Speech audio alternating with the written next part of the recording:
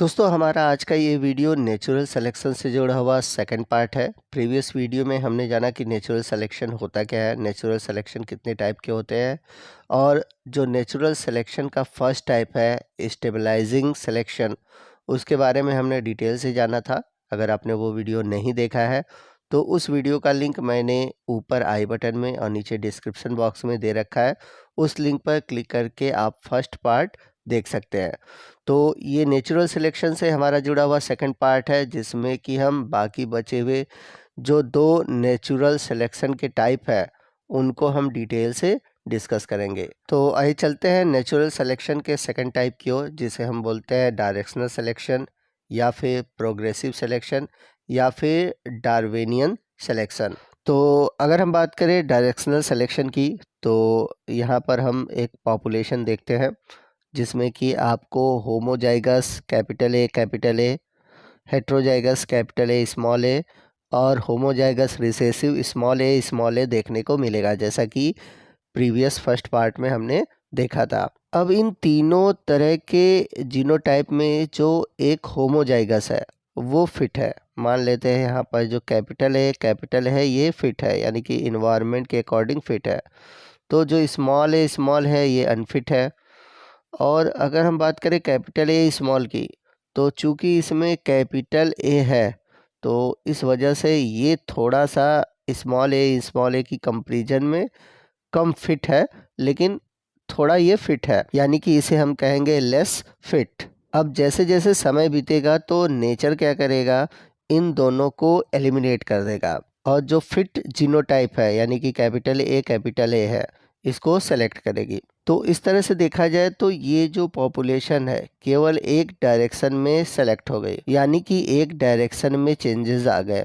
तो अगर हम एग्जाम्पल के रूप में बात करें तो यहाँ पर हम बात करते हैं डीडीटी रेजिस्टेंस की, यानी कि कोई इंसेक्ट है जिसमें कैपिटल ए जीन है, तो उनमें क्या है डीडीटी रेजिस्टेंस है।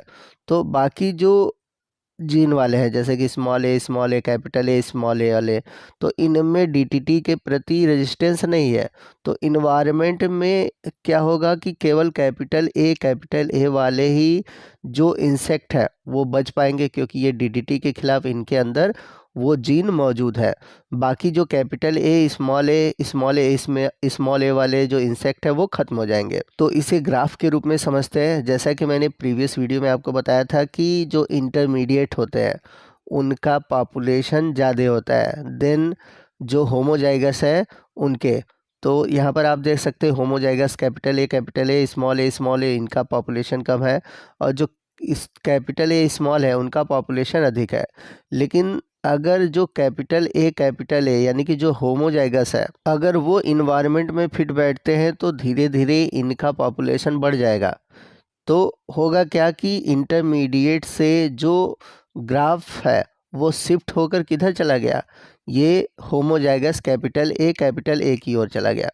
अब ऐसा भी हो सकता है कि जो स्मॉल ए होमोजाइगस है वो भी फिट हो सकता है। ठीक है, ज़रूरी नहीं कि कैपिटल ही फिट हो, स्मॉल ए भी फिट हो सकता है।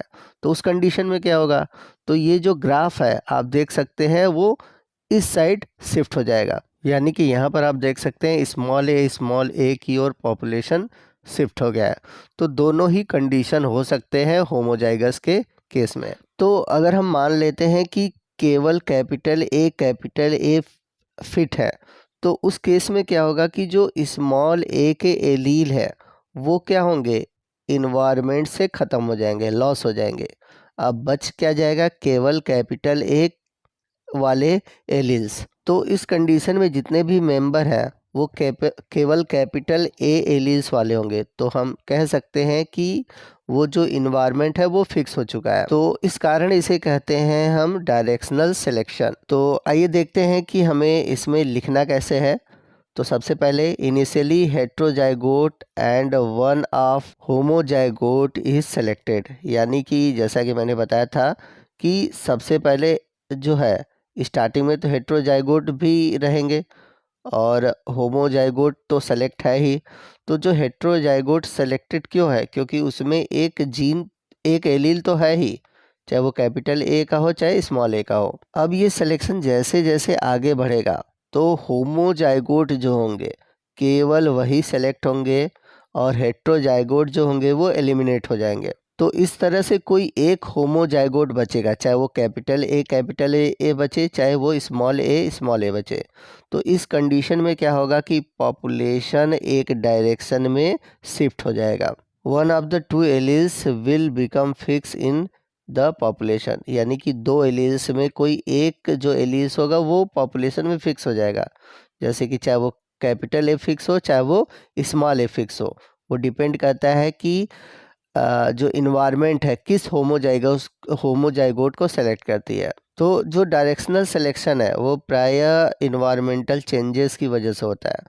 तो अब जो नया जनरेशन आएगा तो उसमें क्या होगा, जो इन्वायरमेंटल में चेंजेस है उसी के अकॉर्डिंग आपको कैरेक्टर दिखेंगे। या फिर ऐसा भी हो सकता है कि कोई पॉपुलेशन माइग्रेट हुआ, यानी कि कोई पॉपुलेशन किसी नए इन्वायरमेंटल कंडीशन में गया, तो उस इन्वायरमेंटल प्रेशर के अकॉर्डिंग उस पॉपुलेशन में चेंजेस होंगे।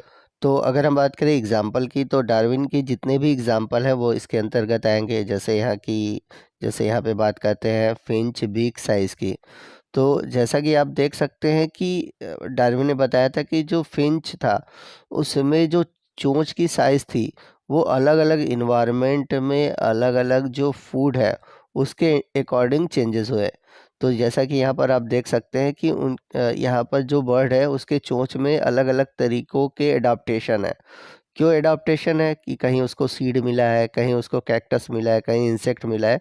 तो जिस हिसाब से इन्वायरमेंट में उसको खाने को मिला है उस तरह से उसके में चेंजेस हो गए, यानी कि उसमें कैरेक्टर की शिफ्टिंग हो गई।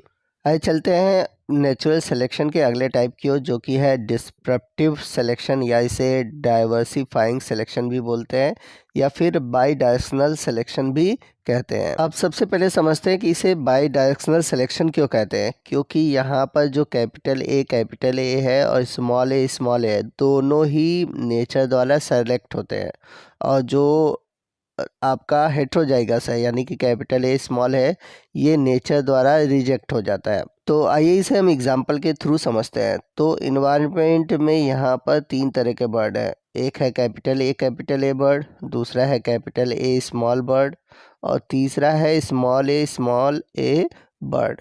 ठीक है। अब ये जो कैपिटल ए बर्ड है, तो इसमें डोमिनेंट जीन है, तो यहाँ पर हम इसको लार्ज बीक ले लेते हैं, यानी कि इसकी जो चोंच है वो बड़ी है। अब जो जो स्मॉल ए है, इसके जो बीक है वो छोटे हैं, चूँकि हमने यहाँ पर स्मॉल ए लिया इसलिए इसको ले लिया। अब बच गया कैपिटल ए स्मॉल ए, तो इसके जो बीक है वो इंटरमीडिएट है, यानी कि इन दोनों के बीच के कंडीशन है, यानी कि न तो बहुत बड़े चोंच है और न ही बहुत छोटे हैं। अब ये जो लार्ज बीक वाले बर्ड हैं, अब ये क्या करते हैं, बड़े सीड को खाते हैं। ठीक है। और जो स्मॉल ए बर्ड है, यानी कि जो स्मॉल बीक वाले बर्ड है, ये छोटे सीड को खाते हैं।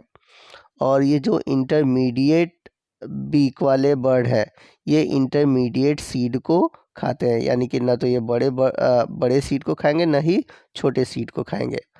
अब होगा क्या कि इन्वायरमेंट में जो इंटरमीडिएट सीड है वो ख़त्म हो जाएंगे, यानी कि जो इंटरमीडिएट सीड थे वो एलिमिनेट हो गए।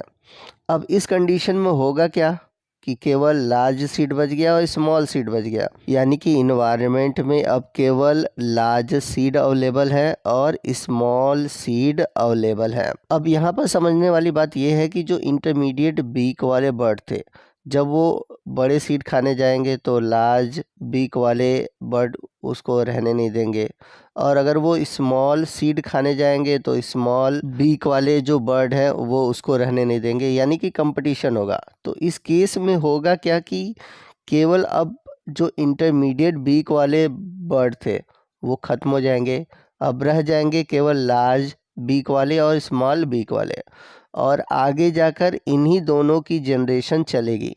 तो एक तरह से इन्वायरमेंट में केवल अब बच कौन गया, कैपिटल ए और स्मॉल ए। इस प्रकार से यहाँ पर स्पेसिएशन हो गया, तो स्पेसिएशन कहने का मतलब क्या है कि एक जो बड़ी लार्ज पॉपुलेशन थी, ये केवल दो पॉपुलेशन के बीच बट गई। तो आइए इसे हम ग्राफ के थ्रू समझते हैं। तो जैसा कि हमने देखा था पीछे भी पहले वाले में कि जो इंटरमीडिएट होते हैं उनका जो नंबर होता है होमोजाइगस के कंडीशन से ज़्यादा होता है, यानी कि कैपिटल ए स्मॉल ए इनकी संख्या कम होगी हेट्रोजाइगस से। लेकिन बाई डायरेक्शनल में होगा क्या, जो कैपिटल ए है, जो स्मॉल है, इनका जो सिलेक्शन होगा वो इन्वायरमेंट में ज़्यादा होगा।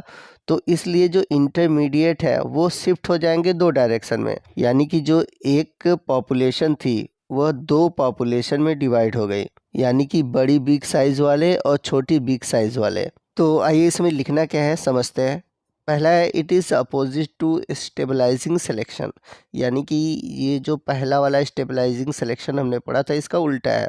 कैसे उल्टा है, तो स्टेबलाइजिंग सिलेक्शन में देखे थे कि जो इंटरमीडिएट है वो सेलेक्ट हो रहे थे, बाकी जो होमोजाइगस थे वो रिजेक्ट हो रहे थे। बट यहाँ पर क्या है, होमोजाइगस सेलेक्ट हो रहे हैं और जो इंटरमीडिएट है वो रिजेक्ट हो रहे हैं। तो इसलिए ये स्टेबलाइजिंग का क्या है, अपोजिट है। अगला पॉइंट क्या कह रहा है, अगला पॉइंट ये कह रहा है कि ये जो है कंसेप्ट ये अंडर डोमिनेंस पर डिपेंड करता है, जबकि हमने देखा था कि जो स्टेबलाइजिंग सिलेक्शन था वो ओवर डोमिनेंस पे डिपेंड कर रहा था। अब इसे अंडर डोमिनेंस क्यों कह रहे हैं, अब इसे अनफिट इसलिए कहा जाता है कि जब कैपिटल ए अनफिट हो और जो कैपिटल ए है और स्मॉल है ये दोनों क्या हो, फिट हो, तो इस कंडीशन को हम कहते हैं under dominance. Both homozygotes are selected while the heterozygotes are eliminated. तो हमने देखा था कि जो होमोजाइगस है कैपिटल ए स्मॉल ए ये सेलेक्ट होते हैं और हेट्रोजाइगस कैपिटल ए रिजेक्ट हो जाते हैं। Both direction are favoured and population split into two mean population. तो दोनों ही डायरेक्शन में चलता है और इसमें क्या होता है कि जो पॉपुलेशन होती है ये दो भागों में बट जाती है। जैसा कि मैंने बताया था दो तरह के बर्ड थे, एक लंबी चोंच वाली और एक छोटी चोंच वाली। Disruptive selection is lead to sympatric speciation through a phyletic gradualism mode of evolution. कहने का मतलब ये है कि एक ही एरिया में रहकर एक नई स्पीसीज बन जाती है, तो उसे हम बोलते हैं सिंपैट्रिक स्पेसिएशन। अगला पॉइंट ये कह रहा है कि generally hybrids have reduce fitness which promotes reproductive isolation. जैसा कि मैंने बताया था कि जो हाइब्रिड वाले हैं यानी कि कैपिटल ए स्मॉल वाले हैं वो धीरे धीरे क्या होते हैं, ख़त्म हो जाते हैं क्योंकि वो फिट नहीं बैठते। तो इस तरह से रिप्रोडक्टिव आइसोलेशन आ सकता है। तो दोस्तों इसी के साथ हमारा नेचुरल सिलेक्शन और इसका जो टाइप है ये ख़त्म होता है। आई होप आपको जो नेचुरल सिलेक्शन है अच्छे से समझ में आ गया होगा। फिर भी अगर कोई डाउट है तो आप हमें कमेंट करके पूछ सकते हैं। तो आपको आज का ये वीडियो कैसा लगा ज़रूर बताइएगा। वीडियो अच्छा लगा हो तो वीडियो को प्लीज़ लाइक करिएगा, अपने दोस्तों में शेयर कीजिएगा। तो मिलते हैं अगले वीडियो में अगले टॉपिक के साथ, तब तक के लिए जय हिंद जय भारत।